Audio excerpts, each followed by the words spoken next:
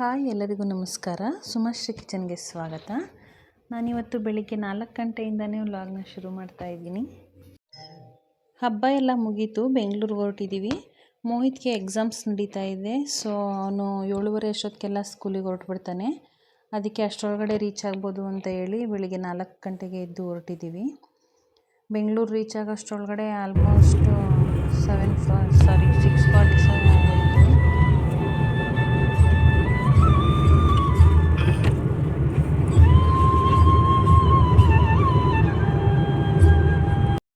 ನಿದ್ದೆ ಬರ್ತಿದ್ಯಾ?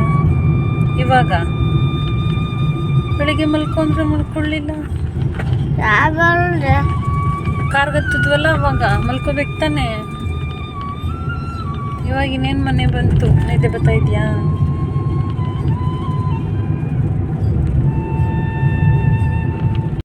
ಮೋಹಿತ್ ಹೊಸ ಸೈಕಲ್ಗೆ ಇನ್ನೂ ಪೂಜೆ ಮಾಡಿಸಿರಲಿಲ್ಲ. ನಮ್ಮ ಮಾರಮ್ಮನ ಗುಡಿಲೇ ಪೂಜೆ ಮಾಡಿಸ್ತೀನಿ ಅಂತ ಹೇಳಿ ನಿನ್ನೆ ಅಪ್ಪ ಮಗ ಇಬ್ಬರೇ ಬರುವಾಗ ಸೈಕಲ್ನು ಡಿಕ್ಕಿಗೆ ಹಾಕ್ಕೊಂಡು ಬಂದಿದ್ದಾನೆ. ನೋಡಿ, ಅವನಿಗೆ ಜಾಗ ಇಲ್ಲ, ಅಡ್ಜಸ್ಟ್ ಮಾಡಿ ಕೂರಿಸಿದ್ದೀವಿ. ಮನೆ ತಲುಪಿದ್ವಿ. ಆಲ್ಮೋಸ್ಟ್ ಈಗ ಟೈಮ್ 6:45 ಆಗಿದೆ. ಊರಿಂದ ಲಗೇಜ್ ಏನೋ ತರ್ತೀವಿ, ಬಟ್ ಅದನ್ನು ಮನೆಗೆ ಸೆಕೆಂಡ್ ಫ್ಲೋರ್ಗೆ ತಗೊಂಡೋಗ್ಬೇಕಲ್ಲ, ಅದೇ ದೊಡ್ಡ ಹಿಂಸೆ. ಬಂದ ತಕ್ಷಣ ತಲೆ ನೋಯ್ತಾ ಇತ್ತು. ಗಂಡು, ನೀನು ಯಾವ KG? KGನಾ? ಆಗಲೇ ಸ್ಕೂಲ್ಗೆ ಹೋಗ್ತಾ ಇದ್ದೀರಾ ನೀವು? ಯಾಕಂಗೆ ಹಾಕ್ಕೊಂಡಿದ್ಯಾ? ಬರೀ ಟೈ ID ಕಾರ್ಡ್ ಹಾಕೊಂಡು ಹೋಗ್ತೀಯಾ ಸ್ಕೂಲ್ಗೆ? ಟೈ ಮತ್ತು ID ಕಾರ್ಡ್ ಹಾಕೊಂಡು ಸ್ಕೂಲ್ಗೆ ಹೋಗ್ತೀಯಾ? ಯೂನಿಫಾರ್ಮ್ ಬೇಡವಾ? ಇಷ್ಟೇ ಸಾಕಾ? ಹಿಂಗೋದ್ರೆ ಸ್ಕೂಲಿಗೆ ಸೇರಿಸ್ತಾರ ನಿನ್ನ? ಹಿಂಗೋದ್ರೆ ನೀನು ಸ್ಕೂಲಿಗೆ ಸೇರಿಸ್ತಾರ ನಿನ್ನ? ಯಾವ ಕ್ಲಾಸ್ ನೀನು? ಏನಂತಾರೆ? ರೆಡಿ ಆಗ್ಬಿಟ್ಟು ಬಾ ಅಂತಾರೆ.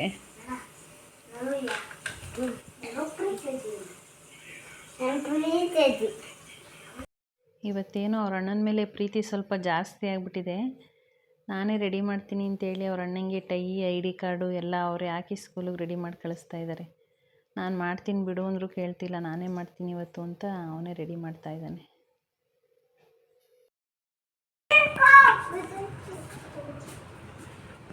ಅಣ್ಣ ಬಿದ್ದೋಯ್ತಾನ, ಅದಕ್ಕೆ ನಿನ್ನ ಕೈ ಹಿಡ್ಕೊಂಡೋಗಿ. ಸರಿ, ಹುಷಾರಾಗಿ ಕರ್ಕೋಗಪ್ಪ ಅಣ್ಣನ.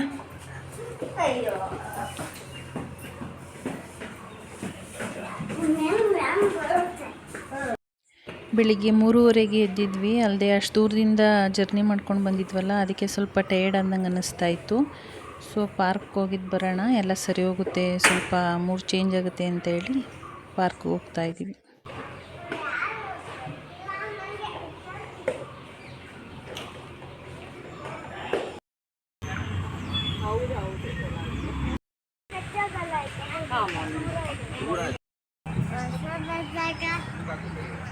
ಹದಿನೈದು ದಿನಕ್ಕೆ ಎಷ್ಟು ಬೇಗ ಆಲೆ ಉದ್ರಿ ಮತ್ತೆ ಈಚ್ಬಿಟ್ಬಿಟ್ಟವೆ.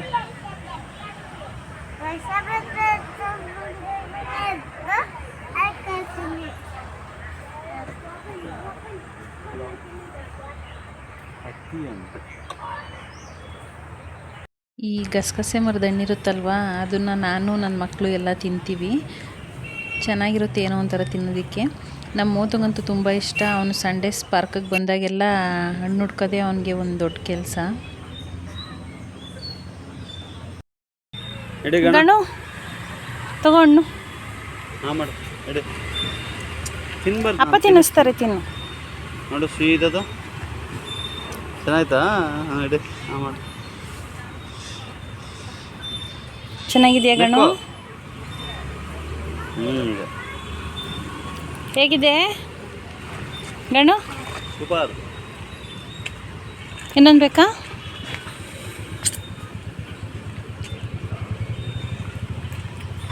ಅಮುಕ್ ಬೇಡ, ಮಾಡು. ನೀನು ಕಚ್ಚಬಾರ್ದು. ಅನ್ನು ಚೆನ್ನಾಯ್ತಾ?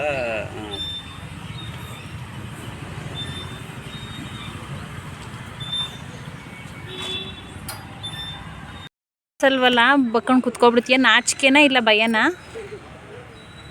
ನಾಚಿಕೆ. ಹಾಂ, ನಾಚಿಕೆನಾ ಭಯನಾ? ಭಯ. ಗಣಂಗೆ ಭಯ, ಅದಕ್ಕೆ ಮಾತಾಡ್ಸಲ್ಲ. ಹೌದಾ ಗಣು? ನಾಚಿಕೆನ ಮತ್ತೆ ನಾಚಿಕೆನಾ? ಇವಾಗ ಮೋಹಿತ್ಗೆ ಎಕ್ಸಾಮ್ಸ್ ನಡೀತಾ ಇದೆಯಲ್ವಾ, ಅವನು 10:30 ಅಷ್ಟರೊಳಗೆಲ್ಲ ಬಂದುಬಿಡ್ತಾನೆ. ಅದಕ್ಕೆ ಅವನಿಗೆ ಸ್ನ್ಯಾಕ್ಸು ಲಂಚು ಏನೂ ಕೊಡುವಾಗಿಲ್ವಲ್ಲ, ಸೊ ತಿಂಡಿನ ಲೇಟಾಗಿ ಮಾಡ್ತಾಯಿದ್ದೀನಿ. ಇವಾಗ ಪಾರ್ಕಿಂದ ಬಂದು ತಿಂಡಿಗೆ ರೆಡಿ ಮಾಡ್ಕೋತಾ ಇದ್ದೀನಿ. ನಾನು 3 ಡೇಸಿಂದ ಮನೇಲಿರಲಿಲ್ಲ ಅಲ್ವಾ, ಊರಿಗೆ ಹೋಗಿದ್ದೆ. ಅದಕ್ಕೆ ಇವತ್ತು ಅವ್ನಿಗೆ ಇಷ್ಟ ಆಗಿರೋದು ಏನಾದರೂ ಟಿಫನ್ ಮಾಡೋಣ ಅಂತೇಳಿ ಅವ್ನ ಫೇವ್ರೇಟ್ ಪೂರಿ ಮತ್ತು ಆಲೂಗಡ್ಡೆ ಸಾಗು ಮಾಡ್ಕೋತಾ ಇದ್ದೀನಿ. ಪೂರಿ ಮತ್ತು ಆಲೂಗಡ್ಡೆ ಸಾಗು ಅಂದರೆ ಮೋಹಿತ್ಗೆ ತುಂಬ ಇಷ್ಟಪಟ್ಟು ತಿಂತಾನೆ.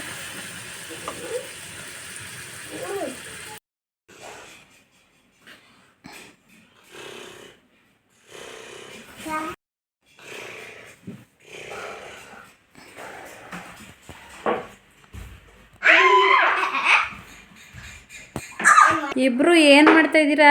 ಹಿಂಗೆ ನಿದ್ದೆ ಹೊಡಿತಾ ಇದ್ದೀರಾ? ಗಣ ಗಣ ನಿದ್ದೆ ಮಾಡ್ತಾಯಿದ್ದೀಯ ಗಣ?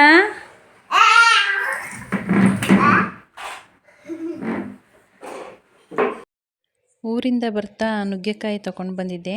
ನಮ್ಮ ತೋಟದಲ್ಲೇ ನುಗ್ಗೆಕಾಯಿ ಬಿಟ್ಟಿತ್ತು. ಇವತ್ತು ಮಧ್ಯಾಹ್ನ ನುಗ್ಗೆಕಾಯಿ ಸಾಂಬಾರು ಮಾಡೋಣ ಅಂತ ಹೇಳಿ ನುಗ್ಗೆಕಾಯಿ ಎಲ್ಲ ಬಿಡಿಸಿ ಕ್ಲೀನ್ ಮಾಡಿ ಇಟ್ಕೊತಾ ಇದ್ದೀನಿ. ನೋಡಿ, ನನ್ನ ಮಗ ಎಚ್ಚರಾಗಿದ್ದರೆ ಮನೆ ಏರಿ ಯಾವ ರೀತಿ ಇರುತ್ತೆ. ಎಲ್ಲ ಚಲ್ಲಂಪಿಲ್ಲಿ ಮಾಡಿಟ್ಟಿರ್ತಾನೆ. ಎಷ್ಟು ಸಲ ಎತ್ತಿಟ್ರು ಅದೆಲ್ಲ ಬಂದು ಅಲ್ಲೇ ಇರಬೇಕು.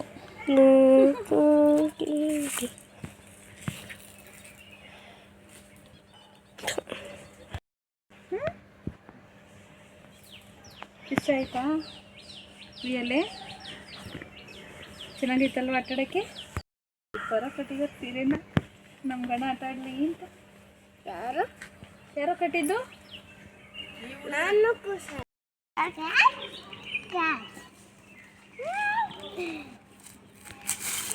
ಬಿದ್ದೈತ್ಯಾ?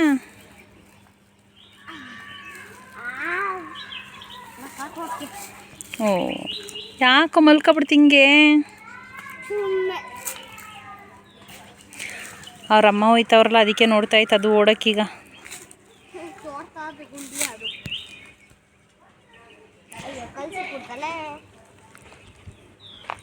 ರೂಬಿ,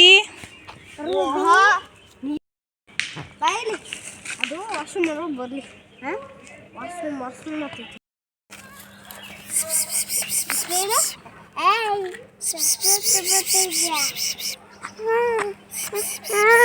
ಏನು ಮಾಡಲ್ಲ ಮೊನ್ನೆ, ಅದು ಸುಮ್ಮನೆ ಅಮ್ಮ ಕರೀತಾವ್ರೆ ಅಂತ ಬಂದು ನಿಂತೈತೆ ಆ ಥರ. ಏನು ಏನು ಏನು ಏನು ಎಲ್ಲಿಗೆ ಹೋಗ್ತಿದ್ಯೋ? ಬಾ, ಆಡುವಾಗ ಹತ್ರ ಹೋಗ್ಬಾರ್ದು, ಬಿದ್ದೋಗ್ತೀಯಾ. ದೂರ ನಿಂತ್ಕೊ, ಆಮೇಲೆ ನೀನು ಅವನಾದ್ಮೇಲೆ ನೀನು ಆಟ ಆಡು.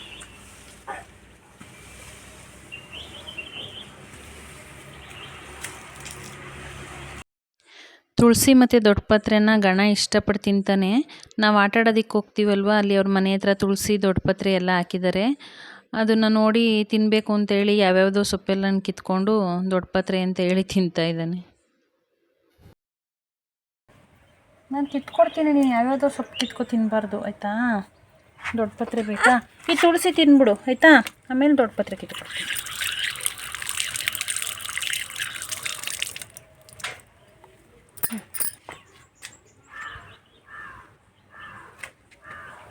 ಬೇಕಾ ದೊಡ್ಡಪತ್ರೆ? ಈಗಲೇ ಬೇಕಾ?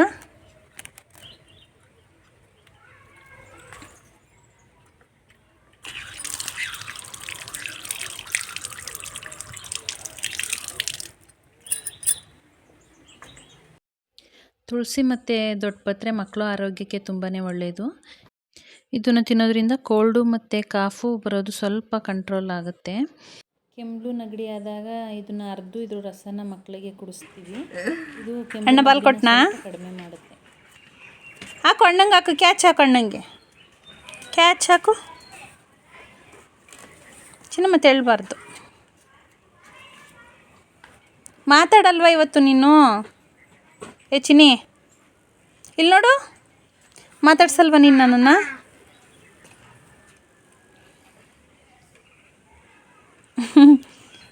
ಯಾಕೋ ಸೈಲೆಂಟ್ ಆಗ್ಬಿಟ್ಟವಳೆ ಕೊಣಗೋಣ ಅವಳು. ಮೋಹಿತ್ ಮತ್ತು ಅವನ ಫ್ರೆಂಡ್ಸ್ ಎಲ್ಲ ಕೆಳಗಡೆ ರೋಡ್ನಲ್ಲಿ ಆಟಾಡ್ತಾ ಇರ್ತಾರಲ್ವ, ನಾನು ಕೂಡ ಅವ್ರ ಜೊತೆನೇ ಆಟಾಡಬೇಕು ಅಂತ ಹಠ ಮಾಡ್ತಾನೆ. ಮನೆಯಲ್ಲಿ ಆಟ ಆಡೋದಿಲ್ಲ. ನೋಡಿ ಅವರು ಹೇಗೆ ಮಾಡ್ತಾರೋ ಅವ್ರು ಮಾಡ್ದಂಗೆ ಇವನು ಮಾಡ್ತಾ ಇದ್ದಾನೆ. ಮೋಹಿತ್ ಆಟ ಆಡೋದಕ್ಕೆ ಅಂತ ಕೆಳಗಡೆ ಬಂದುಬಿಡ್ತಾನೆ. ಇವನು ಅವ್ರ ಅಣ್ಣ ಇಲ್ಲದೆ ಮನೆಯಲ್ಲಿ ಒಬ್ಬನೇ ಆಟ ಆಡು ಅಂದರೆ ಆಟ ಆಡೋದಿಲ್ಲ. ಇಬ್ಬರು ಆಟ ಆಡ್ಕೊಂಡು ಮನೆಗೆ ಬರೋ ತನಕ ನನಗೆ ಇವ್ರ ಹಿಂದೆ ಓಡಾಡ್ಕೊಂಡು ನಿಂತಿರೋದೇ ಕೆಲಸ ಆಗುತ್ತೆ. ಈ ಕಡೆ ಬನ್ನಿ, ಈ ಕಡೆ ಬನ್ನಿ, ಪಾರ್ಕ್ ಮಾಡಲಿ, ಈ ಕಡೆ ಬನ್ನಿ.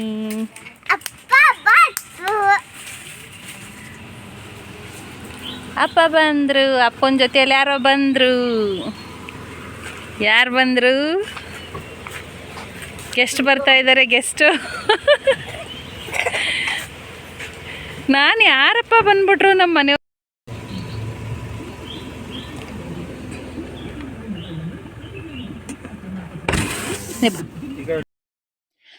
ನಮ್ಮ ಮನೆಯವರು ಕೆಲಸದ ಮೇಲೆ ಹೊರಗಡೆ ಹೋಗಿದ್ದು ಬಂದರು. ಸೊ ಬಿಸಿಲಲ್ಲಿ ಆಚೆ ಓಡಾಡ್ಕೊಂಡು ಬಂದಿದ್ದಾರಲ್ವ, ತಣ್ಣಗೆ ಏನಾದರೂ ಮಾಡ್ಕೊಳ್ಳೋಣ ಅಂತ ಹೇಳಿ ಮಸಾಲೆ ಮಜ್ಜಿಗೆ ಮಾಡೋಣ ಅಂತೇಳಿ ಮಾಡ್ತಾಯಿದ್ದೀನಿ. ಹೊರಗಡೆ ತುಂಬ ಬಿಸಿಲಿದೆ. ಈ ಬಿಸಿಲಲ್ಲಿ ಆಚೆ ಎಲ್ಲಾದರೂ ಹೋಗಿದ್ದು ಬಂದರೆ ಟಯರ್ಡ್ ಆದಾಗ ಅನ್ನಿಸ್ತಾ ಇರುತ್ತೆ. ಏನಾದರೂ ತಣ್ಣಗೆ ತಿನ್ನಬೇಕು, ಕುಡಿಬೇಕು ಅಂತ ಅನ್ನಿಸ್ತಾ ಇರುತ್ತೆ. ಅದಕ್ಕೆ ಮಸಾಲೆ ಮಜ್ಜಿಗೆನ ಮಾಡ್ತಾಯಿದ್ದೀನಿ. ಈ ಬಿಸಿಲು ಜಾಸ್ತಿ ಇರೋದ್ರಿಂದ ಡಿಹೈಡ್ರೇಷನ್ ಆಗಿಬಿಡುತ್ತೆ. ಅದಕ್ಕೆ ಜಾಸ್ತಿ ನೀರನ್ನು ಕುಡಿಬೇಕು ಮತ್ತು ಹಣ್ಣುಗಳನ್ನ ತಿನ್ನಬೇಕು. ಈ ರೀತಿ ಮಜ್ಜಿಗೆ ಮತ್ತು ಏನಾದರೂ ಹೋಮ್ಮೇಡ್ ಜ್ಯೂಸಸ್ ಮಾಡ್ಕೊಂಡು ಕುಡಿಯೋದ್ರಿಂದ ಡಿಹೈಡ್ರೇಷನ್ ಆಗೋದು ಸ್ವಲ್ಪ ಕಡಿಮೆ ಆಗುತ್ತೆ.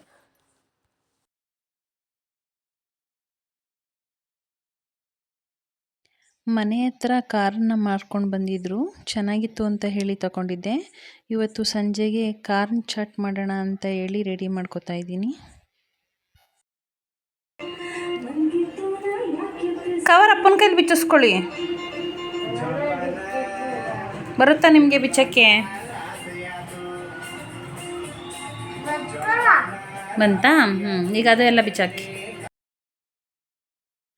ಈ ರೀತಿ ಜೋಳನ ಬಿಡಿಸುವಾಗ, ಸೊಪ್ಪು ಬಿಡಿಸುವಾಗ, ಏನಾದರೂ ಅವರೆಕಾಳು, ಬಟಾಣಿ ಕಾಳು ಈ ರೀತಿ ಬಿಡಿಸ್ತಾ ಇರ್ತೀವಲ್ವ ಕಾಯಿಗಳನ್ನ, ಆವಾಗ ನಾನು ಅವನು ಕೂಡ ಬಿಡಿಸೋದಕ್ಕೆ ಹೇಳ್ತೀನಿ. ಯಾಕೆಂದರೆ ಅವನಿಗೂ ಕೂಡ ಆ್ಯಕ್ಟಿವಿಟಿ ಆದಂಗೆ ಆಗುತ್ತೆ.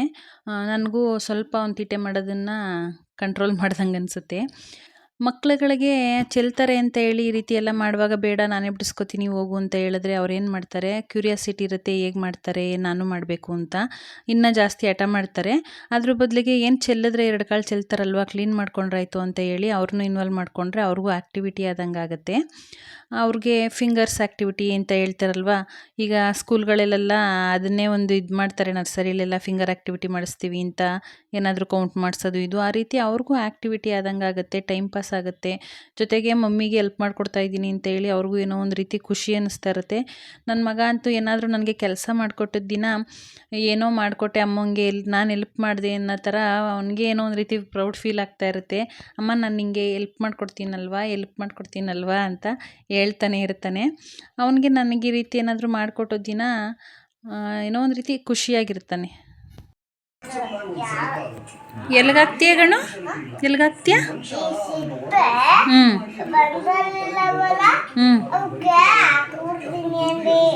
ಏನಕ್ಕೆ? ಭುವಿಗೆ? ಇಲ್ಲಿಂದ ಬಂಡಾಳಕ್ಕೆ ತಗೋಯ್ತೀಯ ಭುವಿಗೆ ಹಾಕಕ್ಕೆ? ಯಾವಾಗ ಹೋಗ್ತೀಯಾ?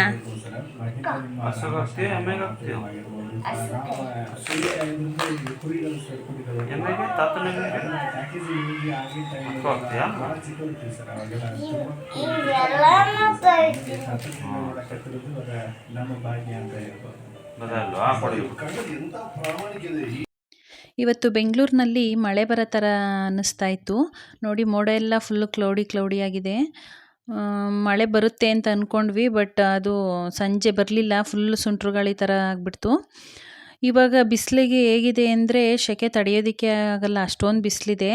ಈ ರೀತಿ ಮಳೆ ಮೋಡದ ಥರ ಏನಾದರೂ ಸ್ವಲ್ಪ ವೆದರ್ ಚೇಂಜ್ ಆದರೆ ಸಾಕು, ಮಳೆ ಬರುತ್ತೇನೋ ಅಂತ ಬಕಪಕ್ಷಿಗಳ ಥರ ಕಾಯೋ ರೀತಿ ಅನ್ನಿಸ್ತಾ ಇದೆ. ಏಕೆಂದರೆ ಮೊದಲನೇ ಮಳೆ ಅಲ್ವಾ ಈ ವರ್ಷ, ಇನ್ನೂ ಒಂದು ಸಲನೂ ಮಳೆ ಆಗಿಲ್ಲ. ಮಳೆ ಬಂದರೆ ಎಂಥವ್ರಿಗಾದ್ರೂ ಖುಷಿ ಅನಿಸುತ್ತೆ. ನೋಡಿ ಗಾಳಿ ಎಷ್ಟು ಜೋರಾಗಿ ಬೀಸ್ತಾ ಇದೆ, ಸುಂಟ್ರು ಗಾಳಿ ಥರ ಅನ್ನಿಸ್ತಾ ಇದೆ. ನನ್ನ ಮಕ್ಕಳಿಬ್ಬರು ಗಾಳಿ ಹೊಡೆದಲ್ಲಿ ನಿಂತ್ಕೊಂಡು ಮುಖ ಕುಟ್ಕೊಂಡು ಮಳೆ ಬರುತ್ತೇನೋ ಅಂತ ವೆಯ್ಟ್ ಮಾಡ್ತಿದ್ದಾರೆ.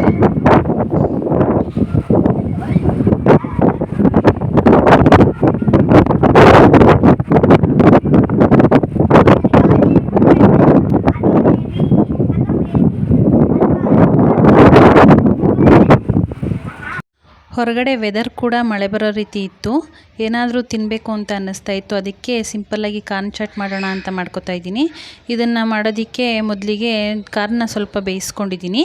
ಅದಕ್ಕೆ ಸಣ್ಣದಾಗಿ ಕಟ್ ಮಾಡಿರುವಂಥ ಈರುಳ್ಳಿ, ಟೊಮೊಟೊ, ಸೌತೆಕಾಯಿ, ಕ್ಯಾರೆಟ್ ತುರಿ, ಚಾಟ್ ಮಸಾಲ ಮತ್ತು ಪೆಪ್ಪರ್ ಪೌಡರು, ಸಾಲ್ಟು ಎಲ್ಲ ಹಾಕಿ ಮಿಕ್ಸ್ ಮಾಡಿ ಕೊನೆಯಲ್ಲಿ ಒಂದು ಸ್ವಲ್ಪ ನಿಂಬೆ ರಸ ಹಾಕ್ಕೊಂಡ್ರೆ ಕಾರ್ನ್ ಚಾಟ್ ರೆಡಿ ಆಗುತ್ತೆ.